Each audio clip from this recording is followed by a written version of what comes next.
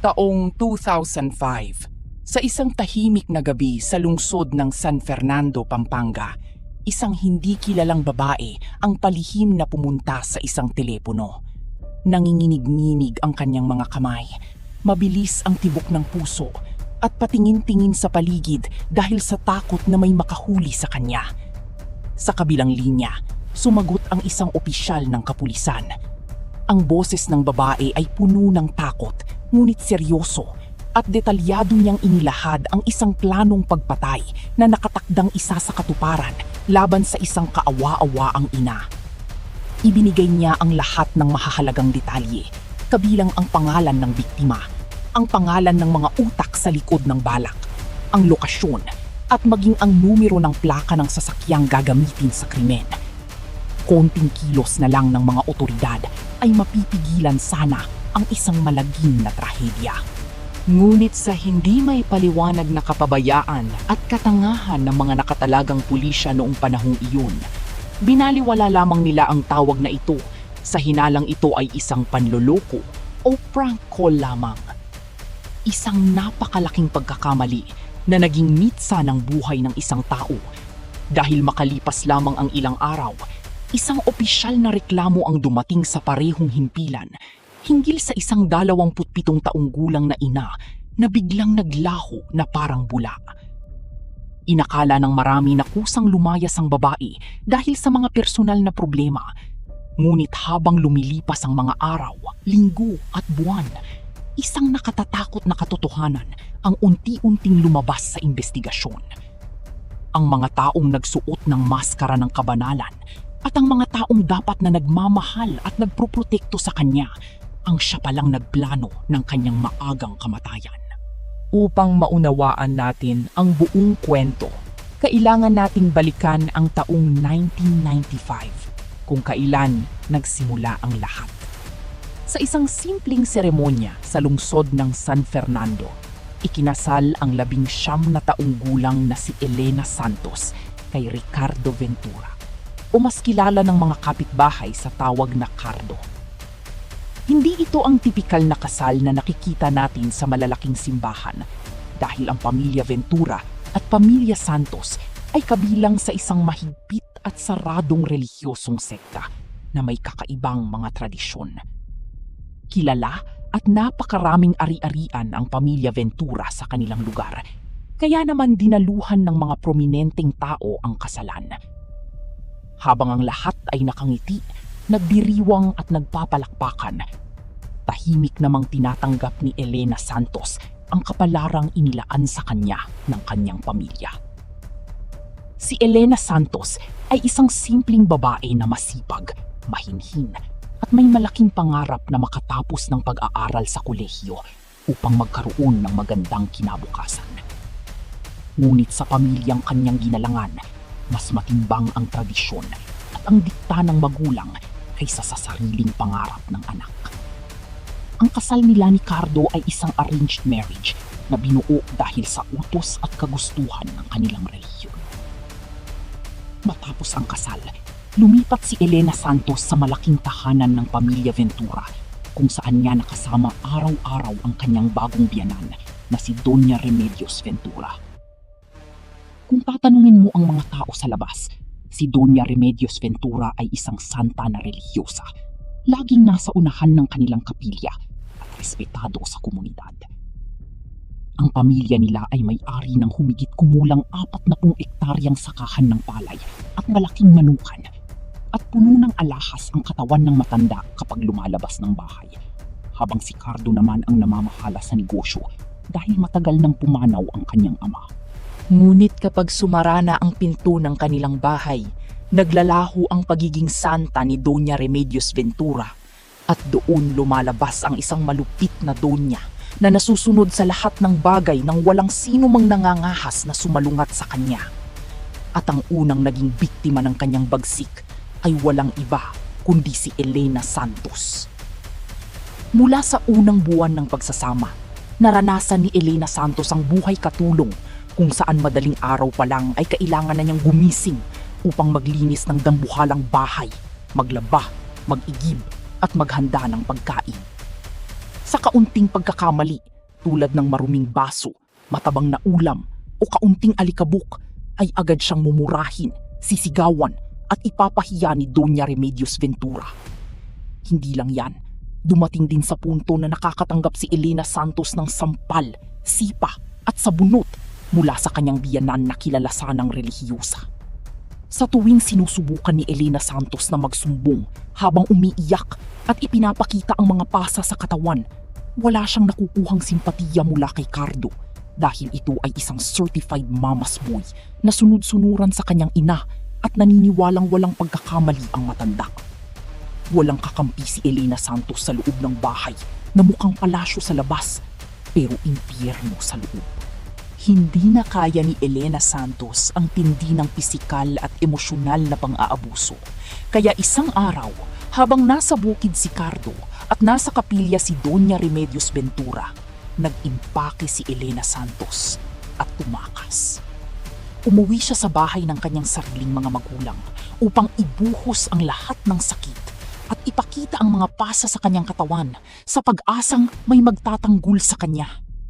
Ngunit mas madilim pa sa gabi ang naging tugon ng kanyang pamilya dahil sa halip na ilayo at itago si Elena Santos, pinagagalitan pa siya ng kanyang mga magulang at pinagsabihang normal lamang ang mga pagsubok sa buhay may asawa kaya dapat siyang magtiis at magpakumbawa. Doon din inamin ng kanyang ama ang pinakamasakit na katotohanan na kaya pala siya ipinakasal kay Cardo ay dahil ang pamilya Santos ay nalubog sa napakalaking utang sa pamilya Ventura. At si Elena Santos ang ginawang pambayad utang at garantiya upang hindi sila ipakulong. Durog ang puso at walang pag-asa dahil sa turing na parang ibinentang ari-arian. Napilitang bumalik si Elena Santos sa tahanan ng kanyang asawa na may pabaong payo mula sa magulang na magbabago rin ang trato sa kanya kapag nagkaroon na sila ng anak. Noong taong 1999, isinilang ni Elena Santos ang kanyang unang anak na nagdala sa kanya ng pansamantalang pag-asa. Ngunit lalo lang naging miserable ang lahat dahil kahit puyat sa pag-aalaga ng sanggol sa gabi, ay sa pilitan pa rin siyang pinagtatrabaho sa umaga. Kapag umiiyak ang bata sa madaling araw, ay lalo pa siyang napapagalitan at sisinghala ni Doña Remedios Ventura. Habang si Cardo naman ay patuloy lang sa pagtulog na parang walang naririnig. Kalaunan, nag-asawa ang nakababatang kapatid ni Cardo na si Albert Ventura at dinala sa bahay ang kanyang bagong asawa na si Cristina Ventura. Dahil si Cristina Ventura ay nagmula sa isang may kayang pamilya, hindi siya magawang tratuhin ng masama ni Doña Remedios Ventura. Ngunit sa kanyang pananatili sa bahay, ay unti-unting nasaksihan ni Cristina Ventura ang kalupitang ginagawa kay Elena Santos araw-araw. Naramdaman niya ang matinding awa para sa kanyang hipag, ngunit natatakot din siyang makialam sa matandang Donya. Upang makalayo sa nakasisirang kapaligiran, nagpasya si Elena Santos na maghanap ng trabaho at natanggap bilang isang kawani sa isang kumpanya sa lungsod na nagbigay sa kanya ng pagkakataong makahinga mula sa impyernong tahanan. Sa trabaho ay unti-unting nabuksan ang kanyang isipan sa tulong ng kanyang mga katrabaho na ang mga bagay na matagal na niyang tinitiis ay hindi dapat itinuturing na normal. Dahil dito, nagkaroon ng lakas ng loob si Elena Santos na tahimik na umalis, bitbit ang kanyang anak upang umupa ng isang maliit na kwarto. Nang malaman ito ni Cardo, paulit-ulit niyang pinuntahan at sinuyo si Elena Santos hanggang sa umiral ang malambot na puso nito at pumayag na magbalikan sila sa kondisyong bubukod sila ng tirahan at hindi na makikisama kay Doña Remedios Ventura. Pumayag si Cardo at noong una ay naging maayos naman ang lahat, lalo na nang mapromote si Elena Santos sa kanyang trabaho at lumaki ang kanyang sahod. Ngunit habang nagiging independent si Elena Santos, doon naman nag-umpisang magselos at maging mapaghinala si Cardo sa bawat kilos nito at lalo pang lumala ang sitwasyon nang mabuntis muli ang biktima. Nang isilang ang pangalawang anak, sa halip na matuwa ay naging mas malamig ang pakikitungo ni Cardo at patuloy na kinwestiyon ang ama ng bata sa pag-aakalang siya ay pinagtataksilan ng asawa. Dahil sa walang katapusang hinala at pananakit, tuluyan ngang nahulog si Elena Santos sa isang lihim na relasyon sa kanyang katrabaho na si Danilo Cruz, isang binatang kasing edad niya. Dahil sa pagiging paranoid, palihim na sinusundan at minamanmanan ni Cardo ang bawat lakad ng asawa hanggang sa mahuli niya ang ebidensya ng relasyon ng dalawa. Sa halip na harapin ng asawa, nagsumbong si Cardo sa kanyang ina na si Doña Remedios Ventura upang humingi ng desisyon. Nang magkaaway ang mag-asawa sa kanilang bahay, matapang na inihayag ni Elena Santos na nais na niyang makipaghiwalay upang tapusin ang kanilang kasal at ang matagal na pagtitiis sa pamilya Ventura. Nagmakaawa muli si Cardo na huwag siyang iwan, ngunit determinado na si Elena Santos na umalis. Dahil sa bantang hiwalayan na magdudulot ng malaking kahihiyan sa kanilang pamilyang tinitingala sa relihiyon, nagpatawag ng isang lihim na pagpupulong si Doña Remedios Ventura sa kanilang marangyang sala na dinaluhan ni Cardo, Albert Ventura at ang tahimik na nakikinig na si Cristina Ventura. Sa pulong na iyon, mariing sinabi ng matandang Donya na hindi nila maaaring hayaang masira ang kanilang reputasyon at pangalan sa buong lungsod. At doon mismo ay binuo nila ang isang madilim na balak na permanenteng alisin si Elena Santos sa kanilang buhay sa pamamagitan ng pagpatay sa kanya upang hindi na makabalik pa. Makalipas ang ilang araw, biglang nagbago ang pakikitungo ni Doña Remedios Ventura at naging lubhang mabait kay Elena Santos upang anyayahan itong sumama sa isang mahabang biyahe patungong Ilocos upang bisitahin ang ilang kamag-anak at upang pag-usapan ng mahinahon ang kanilang hiwalayan. Naniwala naman ang biktima sa huwad na kabaitan ng biyenan. Ngunit si Cristina Ventura, na nababagabag ang konsensya, ang siyang gumawa ng hindi kilalang tawag sa pulisya na binaliwala lamang ng mga otoridad noong unang bahagi ng taong 2005. Umalis ang sasakyan na minamaneho ng kanilang personal na driver na si Jovito Tecson, kasama sina Doña Remedios Ventura at Elena Santos. Matapos ang ilang araw, bumalik si Doña Remedios Ventura sa Pampanga na mag-isa na lamang at nagbigay ng pabago-bagong salaysay sa kapatid ng biktima na si Mario Santos hinggil sa kinaroroonan ni Elena Santos, tulad ng pagpapasya nitong manatili doon o kusang pag-alis kasama ang ibang lalaki.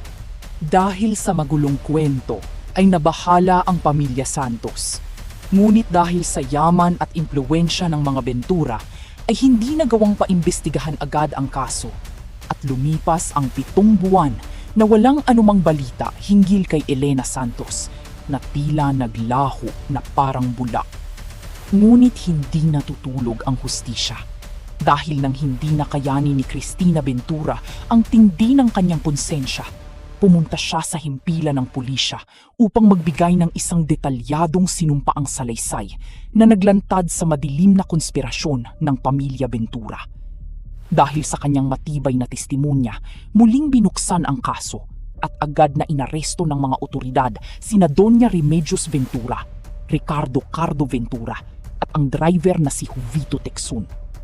Lumaban ang kampo ng mga Ventura sa pamamagitan ng paggigiit na walang kasalanan ang kanilang mga kliyente sa dahilang hindi kailanman natagpuan ang bangkay ni Elena Santos na naging isang malaking misteryo sa kaso. Gayunpaman, naging masalimuot at mahaba ang proseso sa Regional Trial Court ng San Fernando kung saan isa-isang inilatag ang mga ebidensya at ang testimonya ni Cristina Ventura ukol sa talamak na pang-aabuso at sa naganap na sabwatan.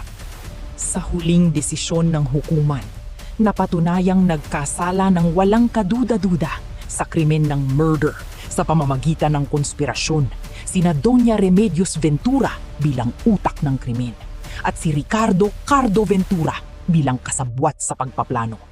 At silang dalawa ay hinatulan ng parusang reklusyon perpetua o habang buhay na pagkabilanggo. Ang driver naman na si Jovito Tecson ay napatunayan ding guilty dahil sa kanyang partisipasyon sa transportasyon ng biktima at hinatulan din ng kaparehong parusa. Ang matapang na pagtestigo ni Cristina Ventura ay nagbunga naman ng tuluyang pagkasira at paghihiwalay ng kanilang kasal ni Albert Ventura dahil sa hindi nito pagtanggap na ang sarili niyang pamilya ang ipinakulong ng asawa. Bagamat hindi na muling nakita ang labi ni Elena Santos, nakamit pa rin ng kanyang pamilya ang hustisya laban sa mga mapagpaimbabaw na salarin. Ang trahedyang ito ay isang paalala na ang totoong kasamaan ay minsang nagtatago sa likod ng formal na kasuotan at huwad na kabanalan sa lipunan. Bagamat nananatiling lihim ang kinaroroonan ng labi ni Elena Santos, ang hatol ng batas ay nagpapatunay na ang hustisya ay may paraan upang mahanap ang daan patungo sa mga nangkasala. Ibahagi ang inyong mga saloobin sa comment section sa ibaba. At huwag kalimutang mag-like at mag-subscribe. Maraming salamat sa panonood.